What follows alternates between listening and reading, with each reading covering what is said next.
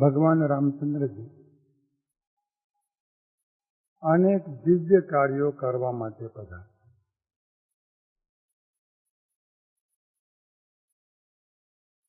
ધનુષ્ય ભંગણી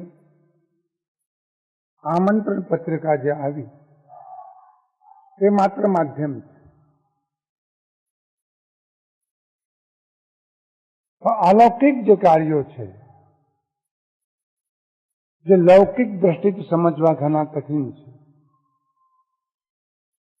એવા કાર્યો કરવાના માટે રામચંદ્રજીનું આગમન થયું.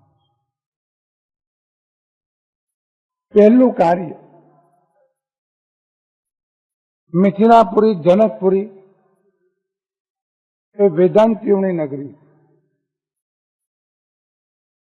બ્રહ્મવાદીઓ વસે છે, જ્ઞાનીઓ છે, તત્વજ્ઞાનીઓ છે, બ્રહ્મ વિશેની સૂક્ષ્મતમ ચર્ચા કરનારા પંડિતો ત્યાં વિદ્યમાન,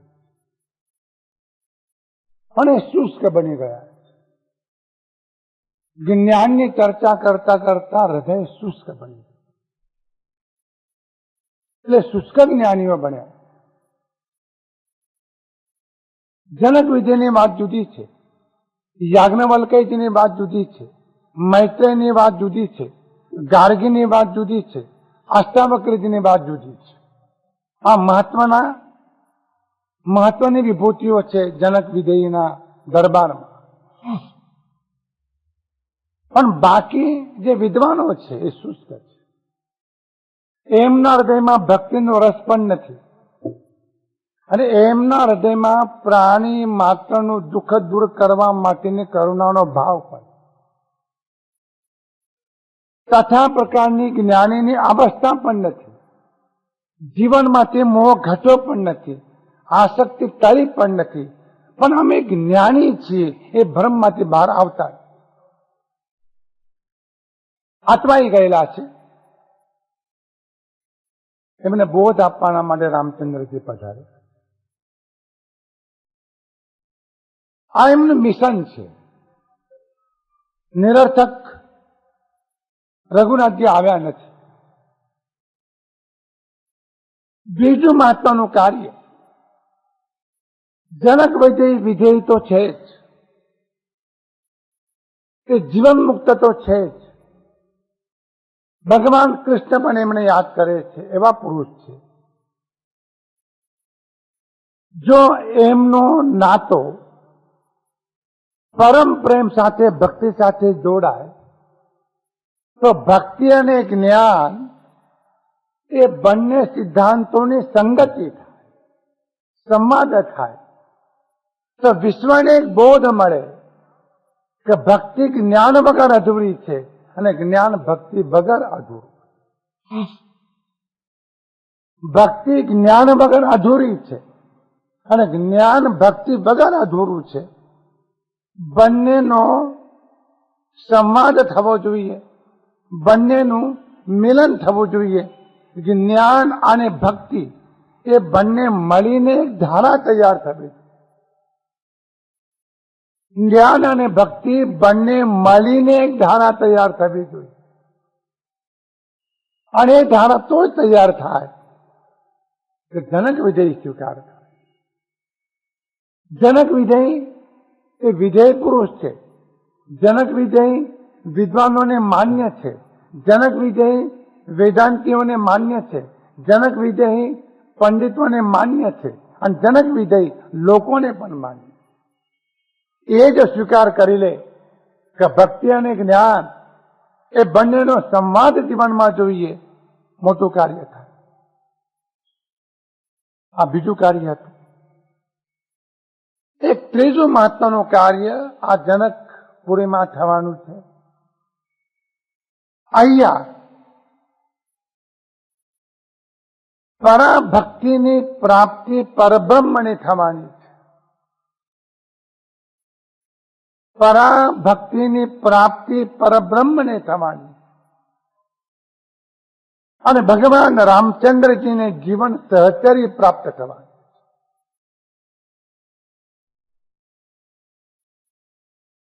તુલસીદાસજી શબ્દો જુદા વાપરવાના, પ્રસંગ આવશે ત્યારે સ્પષ્ટ થશે. એમને એમ કહ્યું છે કે અહીંયા પરાભક્તિ વિદ્યમાન છે, પણ પરબ્રહ્મ વિદ્યમાન નથી. પરબ્રહ્મ અને પરાભક્તિ એ બંનેનું મિલન આ મિથિલામાં થવાનું છે.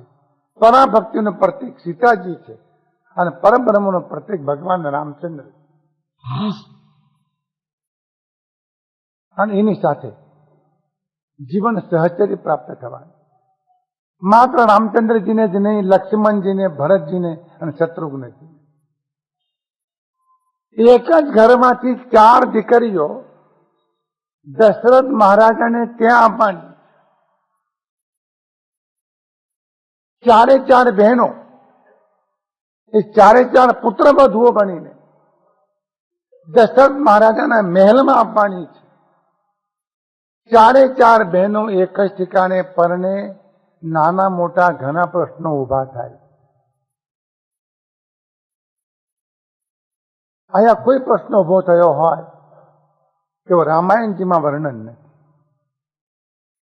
આમ તો બહેનો છે, વ્યવહારિક ભાષામાં જેઠાણી દેરાણી પણ થશે. અને જેઠાણી અને દેરાણી એટલે પાકિસ્તાન અને હિન્દુસ્તાન, એના વચ્ચે મેળ સાધવો, એના વચ્ચે સંવાદ સાધવો કઠિનમાં કઠિન વાત છે. સગી બહેનો દેરાણી જેઠાણી થાય તો સગી બહેનો દેરાણી જેઠાણી બન્યા પછી બદલાઈ જાય. ખબર નહીં શું વાયરો વાળી જાય છે એમને. એવી ને એવી રહેતી નથી. રામાયણને આ એક આદર્શ રજૂ કરવો છે કે આવું પણ એક જીવન છે. આ ધરતી પર આવી ઘટના થઈ શકે છે, આવું પણ જીવન જીવી શકે. આ મહત્વનું કાર્ય છે. દશરથ મહારાજાને 4 પુત્ર વધુ એકી સાથે મળે છે અને જનક વિજયને 4 જમાઈઓ એકી સાથે મળે.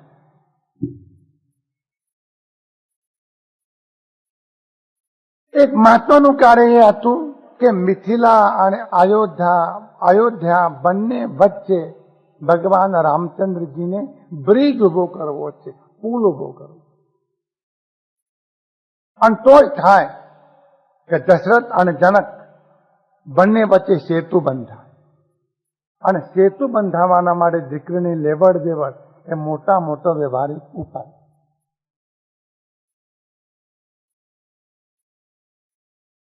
અત્યંત મહત્વની ઘટના મિથિલામાં બનવાની છે.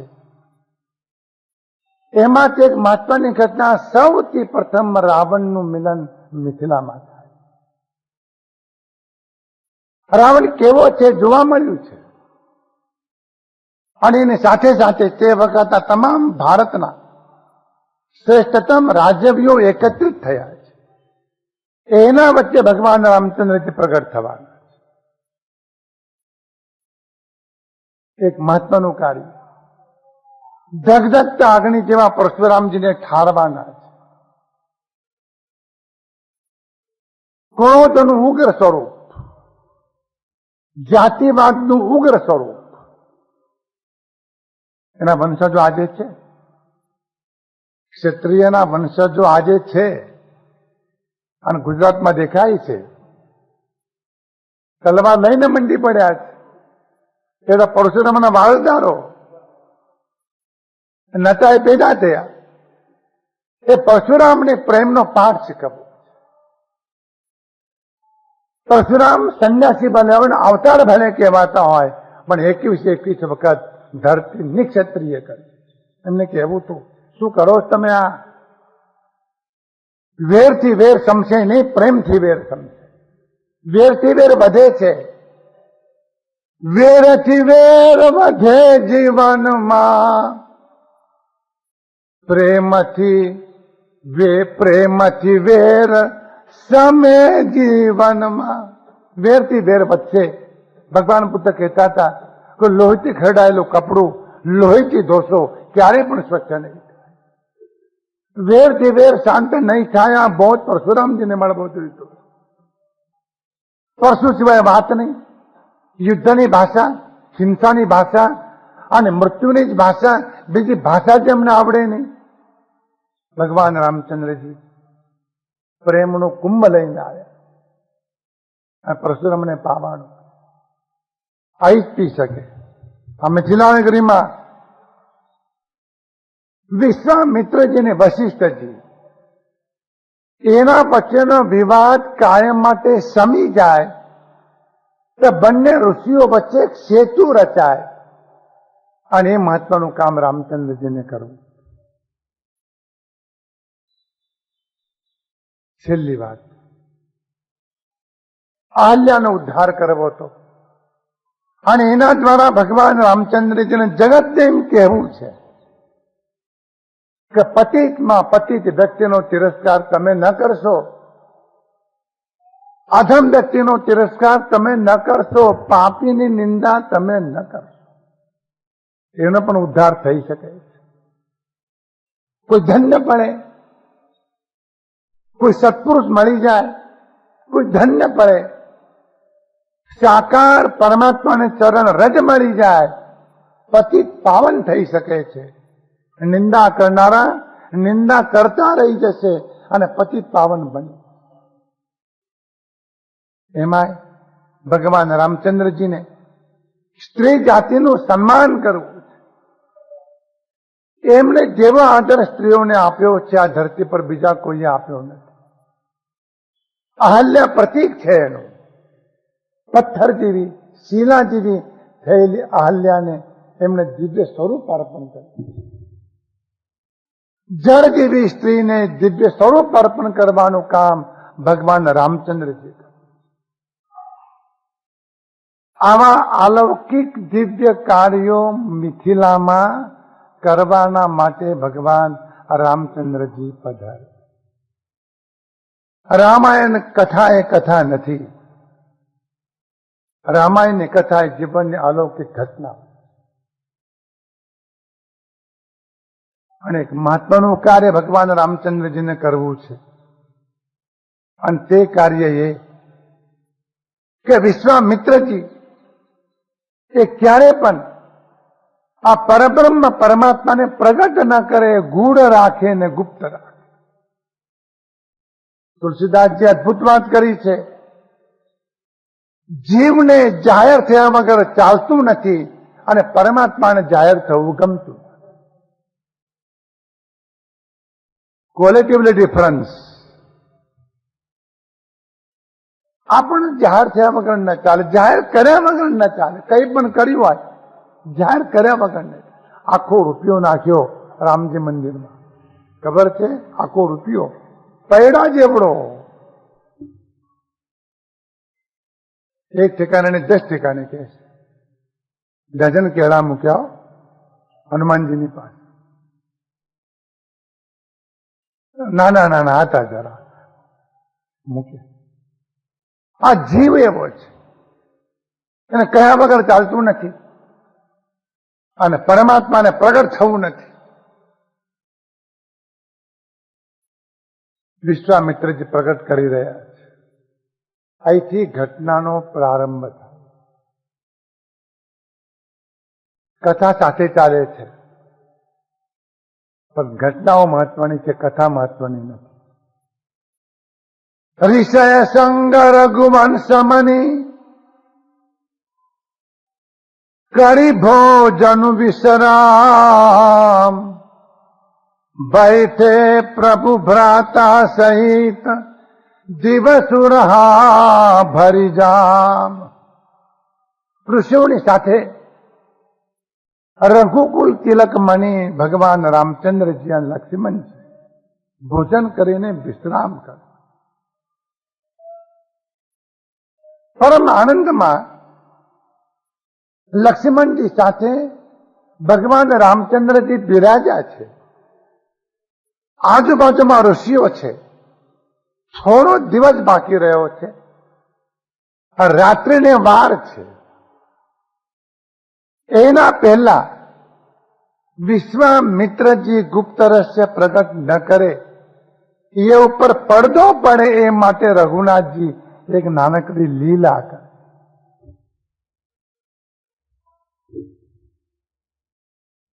અને એ લીલા આવરણ ઓઢવાની લીલા કરે છે. પોતા પર જે પોતાનું આવરણ છે એ આવરણ પોતે ઓઢી લે. જાહેર થવું નથી, મને આવરણ ઓઢી લે છે. ફેર રામજીને ગુપ્ત રહેવું છે, ઈશ્વરને ગુપ્ત રહેવું છે, અને જીવને જાહેર થવું છે. કઈ રીતે થાય? નાનકડી લીલા. અને લીલામાં નિમિત્ત લક્ષ્મણજી બન્યા. બહુ મધુર કથા છે. લખન હૃદય લાલસા વિશેષી, જાય જનકપુર આઈ દેખી, પ્રભુ ભય બૌરી મુનિ સકુચાહી, પ્રગટ ન કાઈ મનહી મુસ્કાઈ. એ લીલામાં નિમિત્ત લક્ષ્મણજીને બનાવે. લક્ષ્મણજીને સમજી લો, લક્ષ્મણ રામના બંધુ વ્યવહારથી, પણ લક્ષ્મણ બંધુ નથી. વ્યવહારમાં એ બંધુ છે. લક્ષ્મણજીની પ્રકૃતિ દાસ ભાવ. એમના જેવો દાસ ભાવ જગતમાં કોઈએ સિદ્ધ નથી કર્યો. બે જ પાત્રો છે, એક હનુમાનજી અને એક લક્ષ્મણ. 14 વર્ષ જેમને નિદ્રા નથી લીધી, 14 વર્ષ જેઓ આખી રાત ઉભા રહે,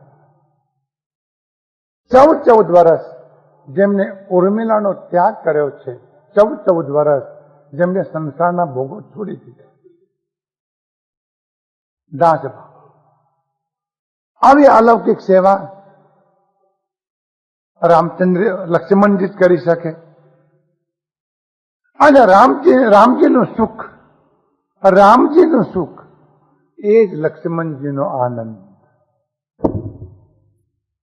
સ્વામીનું સુખ એ જ સ્ત્રીનો આનંદ, રામજીનું સુખ એ જ લક્ષ્મણજીનો આનંદ. લક્ષ્મણજી માટે આ જ સાધના, આ જ તપ, આ જ વ્રત, આ જ ધર્મ.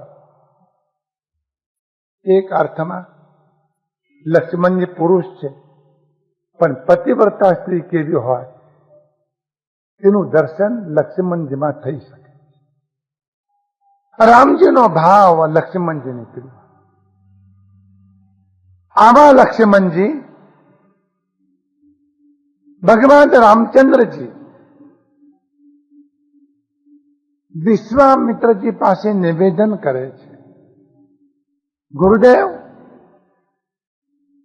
આ લખનજીના હૃદયમાં બહુ પ્યારમાં રામજી લખનજી કહેતા, લખનજીના હૃદયમાં આ જનકપુર જોવાની ઈચ્છા થઈ, પણ મારા ભયના કારણે અને તમારા સંકોચના કારણે લક્ષ્મણજી પોતાની ઈચ્છા વ્યક્ત કરી શકતા.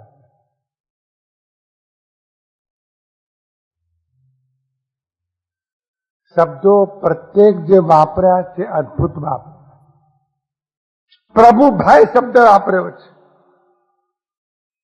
રામચંદ્રજી પોતાના સ્ત્રી મુખેથી એમ કહે છે કે લક્ષ્મણજી માટે હું વડીલ બંધુ નથી, હું એના માટે પ્રભુ છું, પરમાત્મા, માલિક છું, સ્વામી છું, હું પ્રભુ. અને આ સાંભળી લક્ષ્મણજી પરમ આનંદ. મારા માલિક મને પ્રભુ, મારા પ્રભુ સામેથી મને કહે છે કે હું પ્રભુ. ભગવાન એમ કે મેં તમારો સ્વીકાર કર્યો છે, જીવન ધન્ય બન્યું. કલિકાલ સર્વજ્ઞ હેમચંદ્રાચાર્ય મહારાજ કહે છે, પ્રભુ હું તમારો સ્વીકાર કરું કે ન કરું એ વાત તો કેમ સ્પષ્ટ થાય, પણ તમે એટલું મને કહી દો કે હેમચંદ્ર તું મારો છું, મારું જીવન ધન્ય બને. રામચંદ્રજી કહે છે લક્ષ્મણજી મારો. હું પ્રભુ, રોમ રોમમાં અવર્ણનીય આનંદ થાય. લક્ષ્મણજી ધન્ય બની. આટલી વાત મહત્વની નથી. મહત્વની વાત તો એ છે કે જીવમાં ઈચ્છા ઉઠે છે અને બ્રહ્મ નિરીચ્છ હોય. જીવમાં ઈચ્છા ઉઠે છે, બ્રહ્મ નિરીચ્છ હોય છે. લક્ષ્મણજીની ભૂમિકા જીવની ભૂમિકા છે, રામચંદ્રજીની ભૂમિકા બ્રહ્મની ભૂમિકા. લખનની ચાહ છે, બ્રહ્મ અચાહ છે. પણ એથી પણ મહત્વની વાત તુલસીદાસજીને કરવી છે કે વિવેકયુક્ત નિષિદ્ધ ન હોય અને પાપમૂલક ન હોય એવી જીવની કોઈ પણ ઈચ્છા એ પરમાત્મા પ્રસન્ન થઈને પૂર્ણ કરે. આપણને ભરોસો નથી એની વાત છે. શબ્દો જુઓ, વિવેકયુક્ત, નિષિદ્ધ ન હોય, નિષેધ કરવા યોગ્ય ન હોય. તમે દારૂ પીવાની ઈચ્છા જો કરો ન ચાલે, સિગારેટ પીવાની ઈચ્છા જો કરો તો ન ચાલે, દુરાચાર કરવાની ઈચ્છા કરો ન ચાલે, જુગાર રમવાની ઈચ્છા કરો તો ન ચાલે, અન્યથા આચરણ કરવાની ઈચ્છા કરો તો ન ચાલે. પરમાત્મા એ ઈચ્છાનો સ્વીકાર ન કરે. પણ તમે કોઈનું ભલું કરવાની ઈચ્છા જો રાખો જરૂર થાય. પરમાત્મા નિરીચ્છ છે, એની ઈચ્છા નથી. અને માટે એમ કહું કે ઈચ્છા પૂરી કરે છે એમને ઈચ્છા પૂરી કરવા સાથે આવે. હવે મહત્વની વાત સમજી લો બરાબર. લખન હૃદય લાલસા વિશેષી જાય જનકપુર આઈ દેખી. આવી ઈચ્છા છે ગુરુદેવ લક્ષ્મણજીને. પ્રભુ ભય બૌરી મુનિ સકુચાઈ. અને મારો ભય લાગે છે અને તમારો સંકોચ લાગે છે. એના કારણે પ્રગટપણે લક્ષ્મણજી કહી શકતા નથી. અને આવી વાત ભગવાન રામચંદ્રજીએ કરી અને સાંભળીને લક્ષ્મણજી મુસ્કાય છે, મધુર મધુર હસે. આનંદ થયો, મારો સ્વીકાર કર્યો અને મારા વતી વિશ્વામિત્રજીની પાસે આ રજૂઆત કરે. અને વિશ્વામિત્રજીને આશ્ચર્ય થાય છે.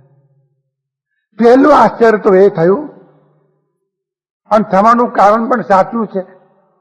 લક્ષ્મણજીને નગર જોવા જવું છે, પણ રામચંદ્રજી એમ કે છે રામ અનુજ મન કી ગતિ જાણી ભગત બચલતા શિયહુ લસાણી પરમ વિનિત સકુચી મુસ્કાઈ બોલે ગુરુ અનુશાસન પાઈ નાથ લખનપુર દેખન ચાહી પ્રભુ સકોચ ડર પ્રગટન કહી જોરાઉર આયસુમય પાવઉ નગર દેખાઈ તુરત મય લાવઉ. અટપટી ભાષા છે, આ સરળ ભાષા નથી. ઘણી ગૂઢતાઓ છે આમાં. એક વાત તો એ કરવી છે તુલસીજીને કે રામ અનુજ મન કી ગતિ જાણી. રામચંદ્રજી નાના ભાઈના મનની ગતિને પણ જાણે છે. શરીરની ગતિને તો જાણે, પણ લક્ષ્મણજીના મનમાં શું થઈ રહ્યું છે એને પણ રામચંદ્રજી જાણે. અદભુત વાત. પ્રભુ તો મનની જાણે. તમે નહીં કહો તો પણ કઈ વાંધો નહીં, પ્રભુ મનની જાણે. પ્રભુ હૃદયની જાણે. જીવ રહી શકતો નથી કીધા વગર. તુલસીજી કહે છે કે અનુજ મન કી ગતિ, રામ અનુજ મન કી ગતિ જાણી. અનુજ નાનો ભાઈ એના મનમાં શું થઈ રહ્યું છે એની ગતિ રઘુનાથજી બરાબર જાણે. અને ગતિ જાણે છે એટલું જ નહીં, પણ જાણ્યા પછી હૃદયમાં વાત્સલ્ય ઉભરાય.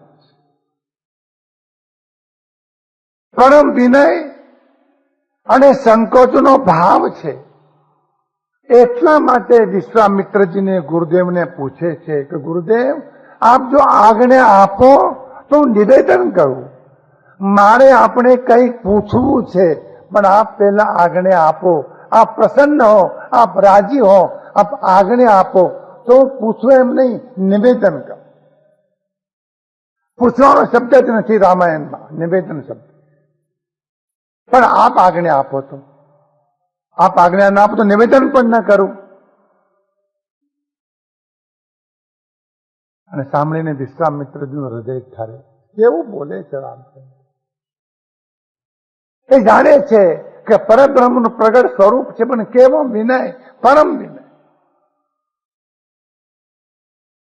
તો લખનજીની ઈચ્છા છે, ગુરુદેવ આપ જો આજ્ઞા આપો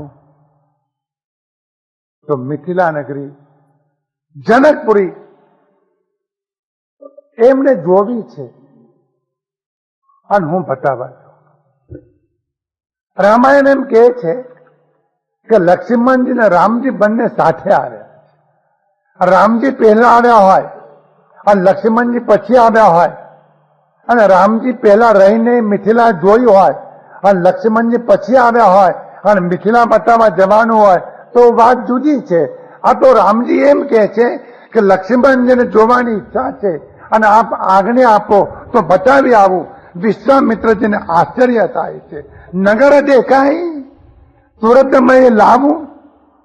એનો અર્થ કે પહેલા આ વાત કરતા પહેલા રામજીએ મિથિલા નગરીને જોયું હોય તો બતાવે ને. વિશ્વામિત્રજી કહે છે કે રામજી અલ્પજ્ઞ નથી, રામજી બધું જ જાણે. આ સૂત્ર દ્વારા તુલસીદાસજીને એક મોટો સિદ્ધાંત પ્રગટ કરવો છે. રામજી મનની જાણે છે અને રામજી બધું જાણે. રામજી રાજકુમાર નથી, રામજી સાકાર બ્રહ્મ છે. એનું દ્રઢીકરણ વિશ્વામિત્રજીના અંતરમાં થાય. માટે આને કહેવાય છે લીલા. આવા હોવા છતાં આ પ્રગટ રહેવું છે એને કહેવાય છે લીલા. જેને જોયું છે એ જાણનાર છે, એ સર્વને જાણે છે. માટે વિશ્વામિત્રજીને કહે છે કે લક્ષ્મણજીને જોવું છે, હું બતાવી આવું. એટલે વિશ્વામિત્રને પ્રતીતિ થઈ ગઈ કે આ બધું જાણે છે, અમને કંઈ પણ નવું જાણવા જેવું નથી. આ બધું જાણે છે, આ સર્વને જાણે છે, એવી પ્રતીતિ વિશ્વામિત્રજીને થાય છે. અને વિશ્વામિત્રજી મલકાય. અહીંયા તમને કોઈના મોઢા ચડેલા નહીં લાગે. વારે વારે ચીડાતા હોય અને ગુસ્સે થઈ જતા હોય અને અકળાઈ જતા હોય અને મોઢાના ભાવા ચડી જતા હોય. અરે ગમે તેવી ગંભીર વાતચીત હોય અને ગમે તેવી ચર્ચા હોય, પણ પ્રસન્ન હૃદયથી આ વાત થાય છે. વિશ્વામિત્રજી પ્રસન્ન બન્યા છે, એમને આનંદ થાય છે. લક્ષ્મણજીને મિથિલા નગરી જોવા જવાનું છે અને રામચંદ્રજી કહે છે નગર દેખાય તુરત મય લાવું. નગરને બતાવીને હું તરત લઈ આવીશ.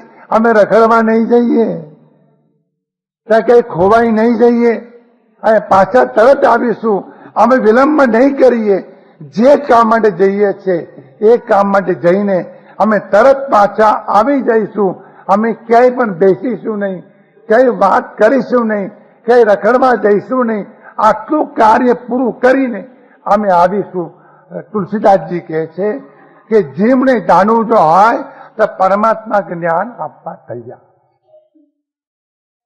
જીવને જાણવું જો હોય તો પરમાત્મા જ્ઞાનનું દાન આપવા તૈયાર.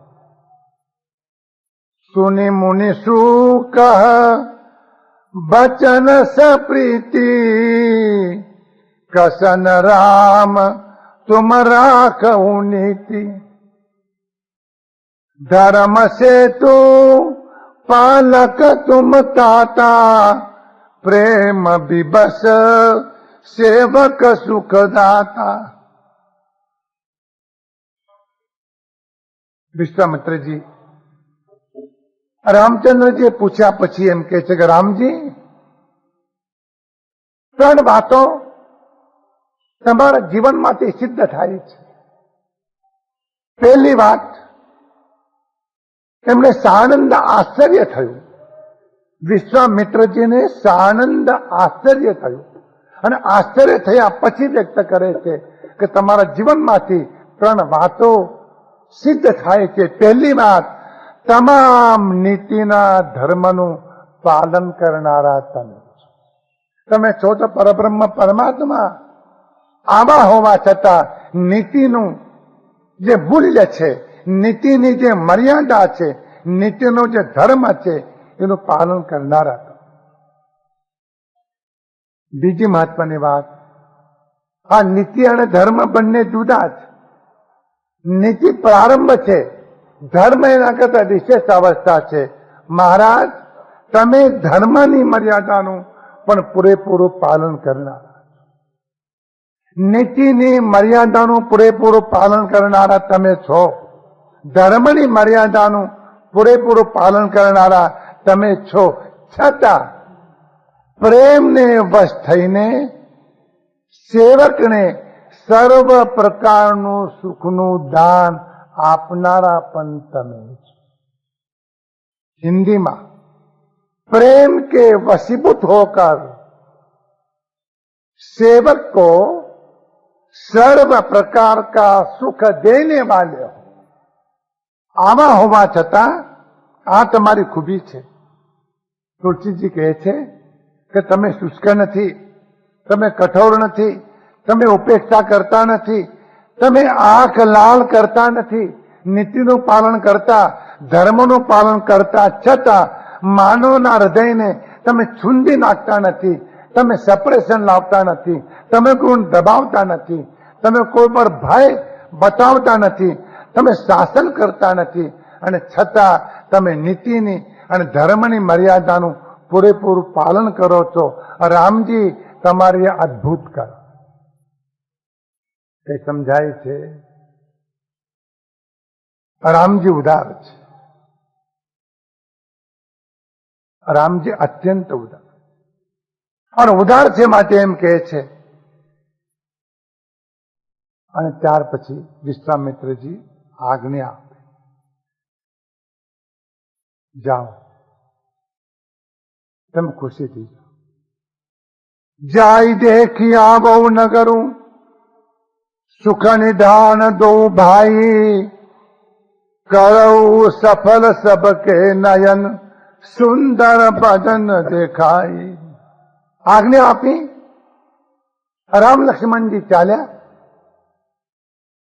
અને એક પણ ભલામણ વિશ્વામિત્રજી રામજીને કે લક્ષ્મણજીને કરતા નહીં. તોફાન કરશો નહીં, કોઈની છેડતી કરશો નહીં, પાન મસાલા ગુટકા માલિકન અમીચન ખાશો નહીં, કોહિનૂરમાં પેશીને જશો, લારે પાછું ઉભા રહેશો નહીં, જલ્દી પાછા આવજો. કોઈ ભલામણ વિશ્વામિત્રજી રામચંદ્રજીને કરે.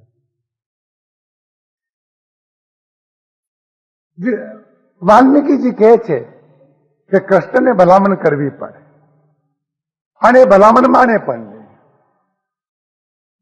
મિથિલા જવું તું તો નંદ બાબાએ કેવું, રહેવા દે ને ભાઈ, આમે કંસ પાછળ પડ્યો છે, તું જઈશ નવી ઉપાધિ લઈ આવીશ, મારે જવું છે તો જવાનું, પણ સીધે સીધા જવાનું અને સીધે સીધા પાછા આવવાનું. પણ માર્ગમાં કોઈ મળે અને મને પજવે તો મારે છાના રહેવાનું? ના ભાઈ, છાના રહેવાનું, છાનાવાના ન રહેવાય. અને કોઈના દુકાને ચડવાનું નહીં. પણ કોઈ વસ્તુ આપણે બોલાવે સામે ચાલીને અને આપે તો. નંદ બાબાએ કહ્યું કે તને કશું કહેવા જેવું છે નહીં. રામજીની વાત જુદી છે.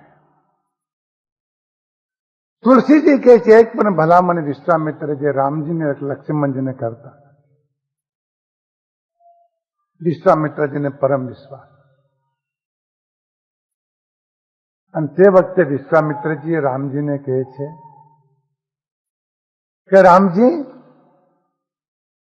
તમે નગર જોવા જતા નથી.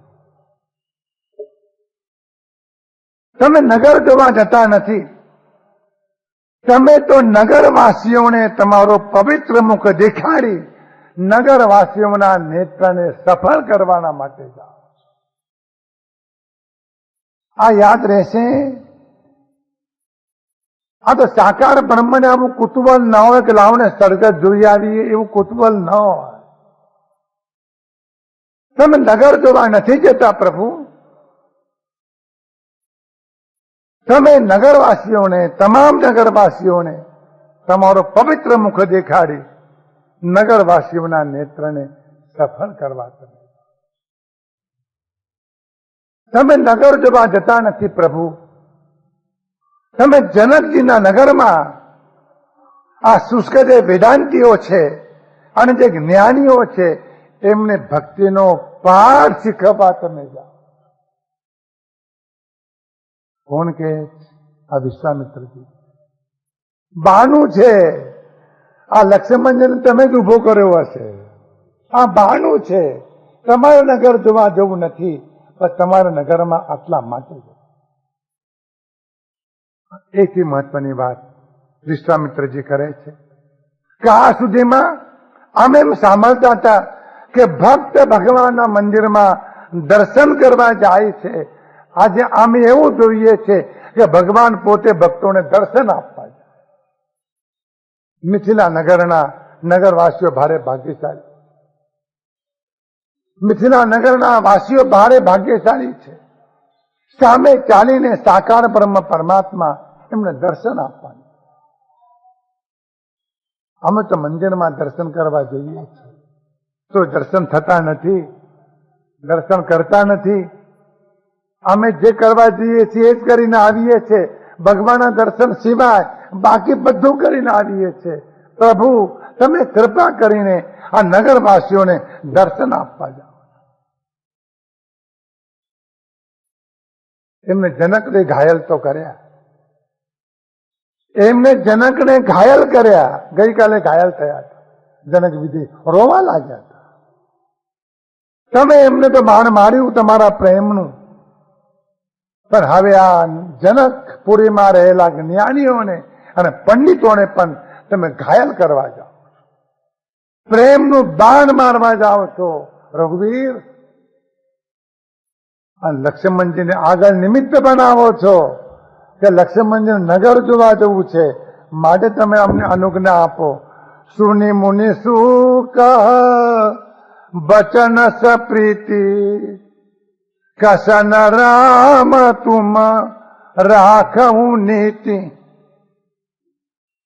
ધર્મ સે તુ પાલક તુમ તાતા પ્રેમ વિબસ સેવક સુખ દાતા. પ્રેમને વશ થઈને રામજી આ કાર્ય માટે આપ જઈ રહ્યા છો, પધારો. મને પૂછવાનું ન હોય, મારી આજ્ઞા લેવાનું ન હોય, પણ તમે તો નીતિનું પાલન કરવા વાળા છો, ધર્મની મર્યાદાનું પાલન કરવા વાળા છો. જ્યાં સુધી વિશ્વામિત્રજીની સાથે રહ્યા છે ત્યાં સુધીમાં રામચંદ્રજી વિશ્વામિત્રજીની આજ્ઞા વગર એક પણ કાર્ય કરતા નથી. રાતના પથારીમાં જવું હોય તો પણ વિશ્વામિત્રજીની આજ્ઞા લઈને આપ આજ્ઞા આપો તો નિદ્રા માટે જઈએ, આપ આજ્ઞા આપો તો ભોજન લેવા જઈએ, આપ આજ્ઞા આપો તો ફૂલવાડીમાં જઈએ, આપ આજ્ઞા આપો તો નગર જોવા જઈએ. આજ્ઞા વગર એક પણ ડગલું રામચંદ્રજી ભરતા નથી. રામચંદ્રજી જગતને એવો બોધ આપે છે કે જીવંત જ્ઞાની સત્પુરુષની અખંડ આજ્ઞા પાલન કર્યા વગર સાકાર બ્રહ્મની કોઈ પણ રીતે પ્રાપ્તિ થઈ શકતી. પ્રત્યક્ષ સદગુરુ યોગથી સ્વચ્છંદ તે રોકાય, અન્ય ઉપાય કર્યા થકી પ્રાય બમણો થાય. માનાધિક શત્રુમાં નિજ છંદે ન મરાય, જાતા સદગુરુ શરણમાં અલ્પ પ્રયાસે જાય. રોકે જીવ સ્વચ્છંદ તો પામે અવશ્ય મોક્ષ, પામ્યા એમ અનંત છે ભાથું જીન નિર્દોષ. આ માન, અહંકાર, કામ, ક્રોધ આદિ શત્રુઓ એ પોતાના છંદે પોતાના બળથી એમને ખતમ કરી શકાતા નથી. એ તો સદગુરુદેવની કૃપા થાય તો જ આ શત્રુઓનું શમન થાય છે. જાતા સદગુરુ શરણમાં અલ્પ પ્રયાસે જાય. સદગુરુના શરણમાં ગયા પછી અલ્પ પ્રયાસથી તે જાય છે. અને પ્રત્યક્ષ સદગુરુ યોગ વગર આ સ્વચ્છંદ રોકાતો નથી. જીવને પોતાના છંદે પોતાની વૃત્તિ પ્રમાણે પોતાની ઈચ્છા પ્રમાણે કરવું છે. અને પોતાની ઈચ્છા પ્રમાણે કરીને ગુરુદેવના ખાતે એ ખતમવું છે. એવો સ્વચ્છંદ જીવ ન ટાળે ત્યાં સુધી જીવ ભક્તિ કરી શકતો નથી, એને પરમાત્મા પ્રાપ્ત થઈ શકતો. વિશ્વામિત્રજી કહે છે કે રઘુનાથજી, આપ અદ્ભુત કામ કરવા જાઓ છો. કથા એવી છે,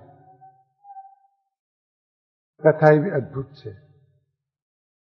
જાય દેખી આવહુ નગરું, સુખ નિધાન દોનું ભાઈ, કરઉ સુફલ સબકે નયન, સુંદર બદન દેખાય.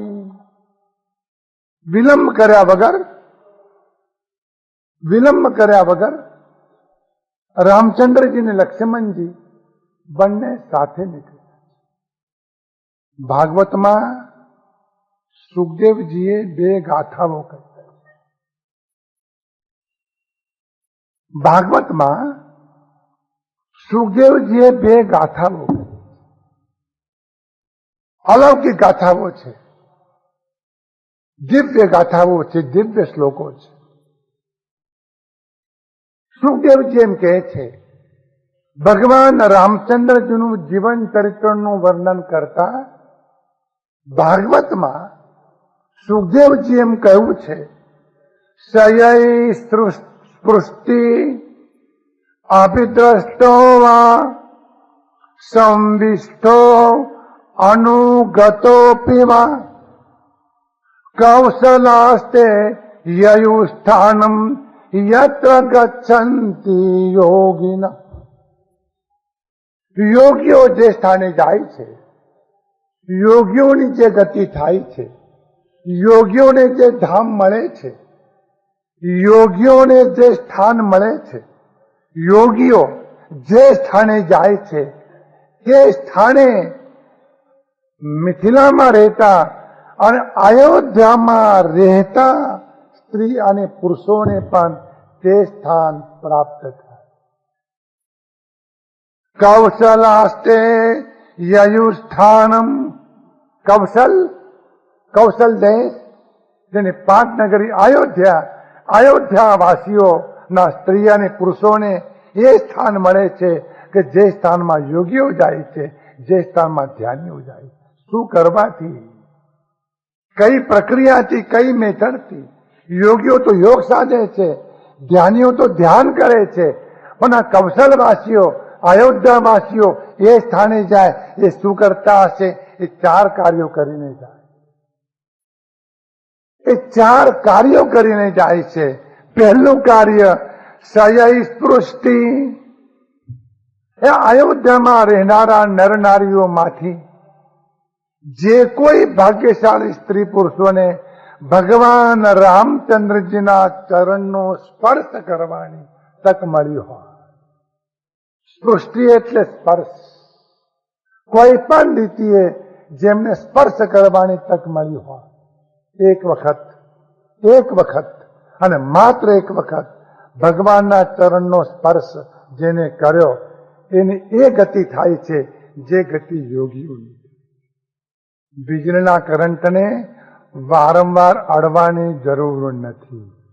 એક વખત અડો એટલે બસ ખેલ ખલાસ થઈ જાય.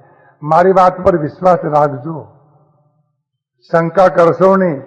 અને ગુરુજી સાચું કહ્યું કે ખોટું કહ્યું એ ઘરે જઈને પ્રયોગ કરશો નહીં, હેરાન થઈ જશો.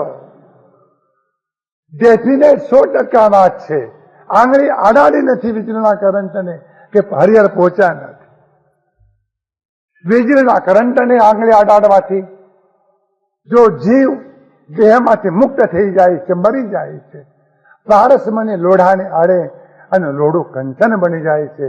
સાક્ષાત પરબ્રહ્મ પરમાત્માનો ચરણ સ્પર્શ કર્યા પછી એને મોક્ષ ન મળે એ ભણે.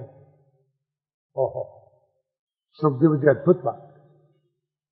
ચરણ સ્પર્શ, આ ભારતમાં ચરણ સ્પર્શની પરંપરા છે એટલા માટે ચરણ સ્પૃષ્ટમ.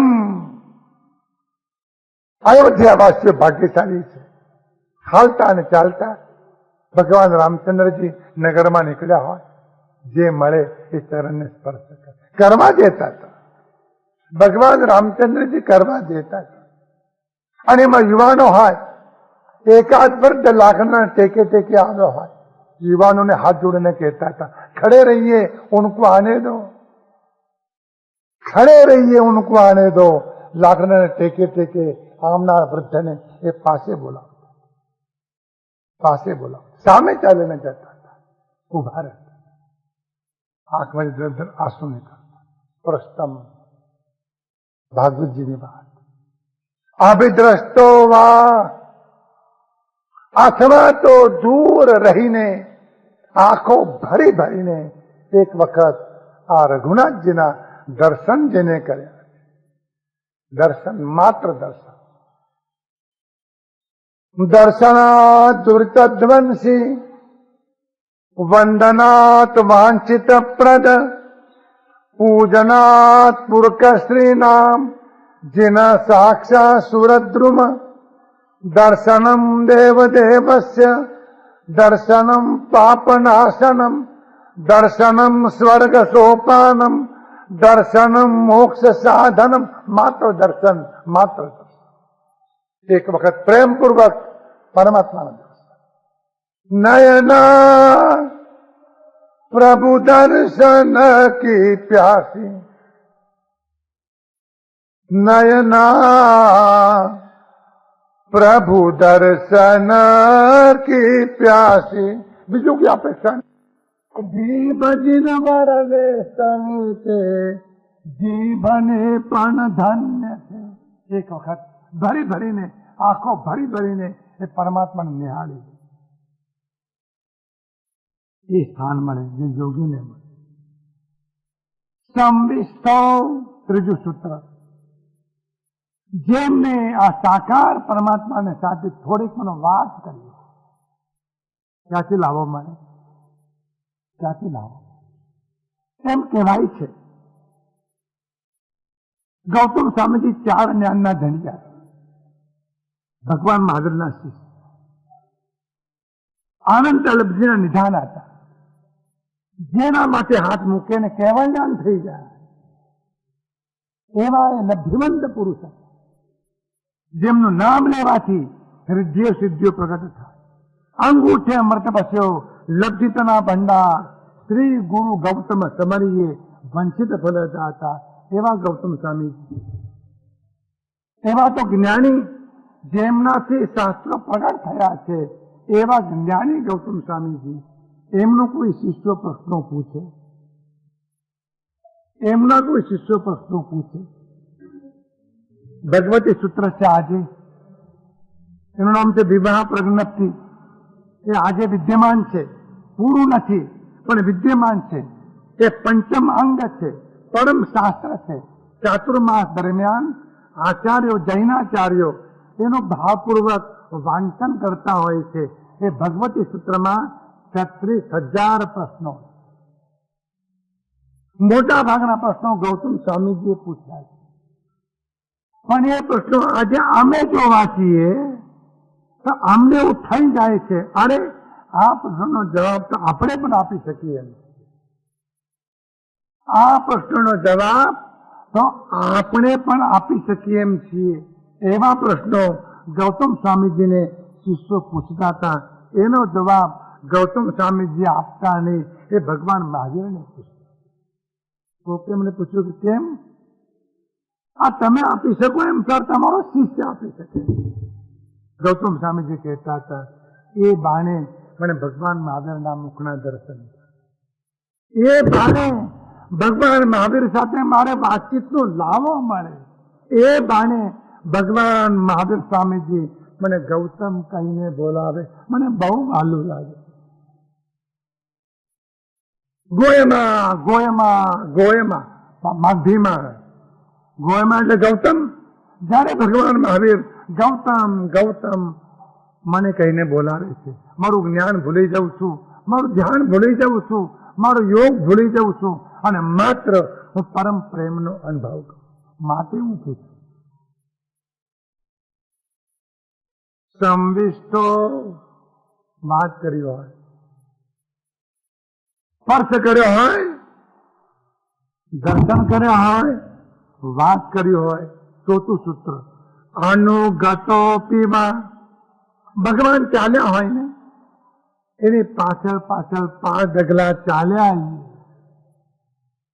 4 પ્રક્રિયાઓ સૃષ્ટિ, અભિદ્રષ્ટો, સંવિષ્ટો, અનુગતો પીવા. આ 4 પ્રક્રિયાઓ અયોધ્યાના કૌશલવાસીઓ કરી શકતા હતા. તો જે સ્થાન યોગીઓ પ્રાપ્ત કરતા હતા એ સ્થાન સ્ત્રી પુરુષોને પ્રાપ્ત થતું. પણ સુખદેવજીએ કહ્યું પુરુષો રામચરિતમ શ્રવણે રૂપ ધારયન આંધ્રશંસ્ય પરો રાજન કર્મ બંધૈર વિમુચ્યતે.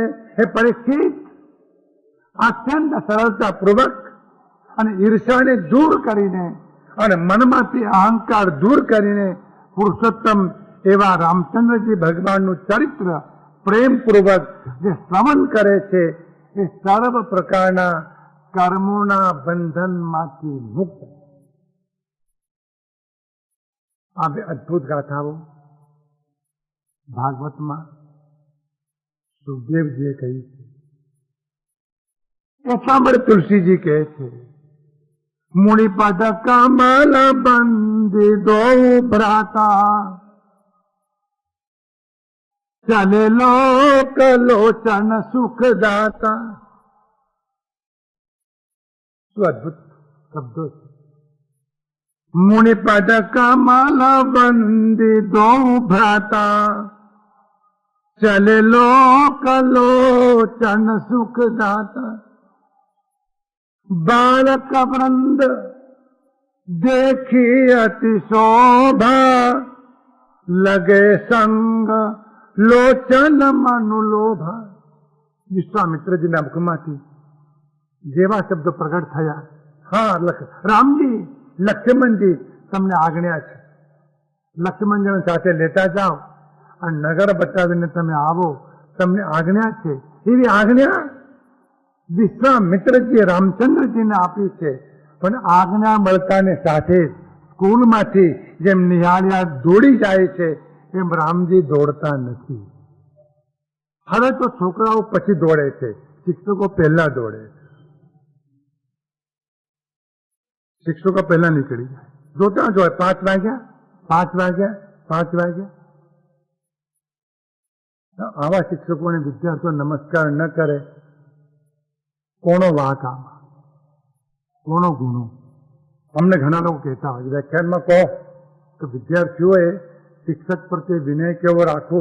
તમે કહેશો તો છોકરાઓ માનશે. હું કહું તમે હમા રહેશો, હું માસ્તરોને તમે હમા રહેશો. તમે તો હમા છો નહીં, વિદ્યાર્થીઓ શું કરે?